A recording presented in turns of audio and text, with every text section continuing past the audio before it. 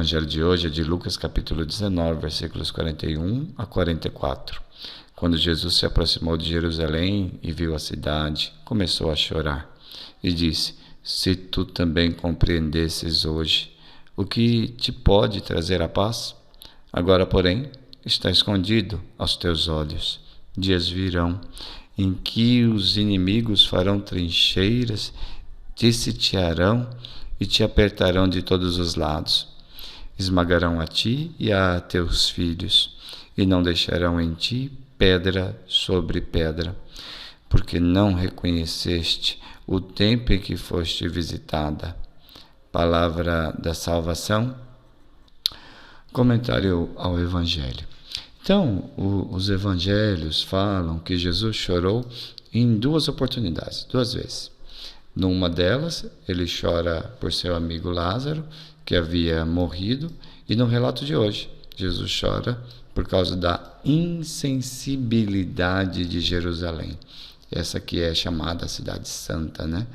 Por quê? Porque ela não soube ou não quis acolher o enviado do Pai, que é Jesus.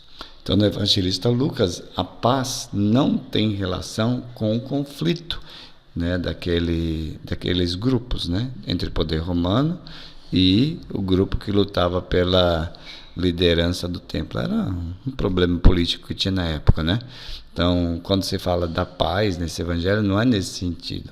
A paz que o evangelista Lucas está falando é o dom de Deus, né? Essa paz como dom que inclui a salvação e a justiça. E também aqui, justiça tem a ver com a justiça em termos bíblicos, né? Em termos não só justiça social, mas a justiça um pouco também no sentido de justificação religiosa, de salvação. Jerusalém falha em não acolher o Messias, né? A cidade que não acolhe, né?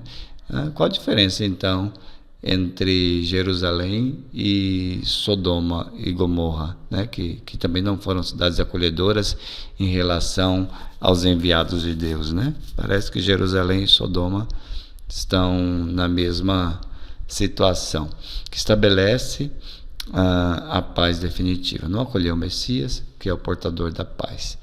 E será em Jerusalém, então, a prisão, condenação e morte de cruz de Jesus, né? Somos responsáveis pelas nossas escolhas, também pelas nossas recusas, ou seja, pelas vezes que recusamos o dom de Deus, a graça de Deus.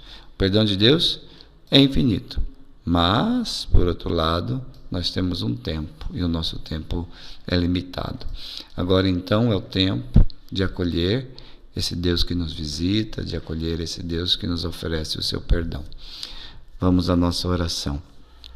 Senhor, hoje nós te pedimos a graça de abrir o entendimento para que sejamos capazes de discernir e acolher as tuas visitas, acolher o teu perdão, a tua graça.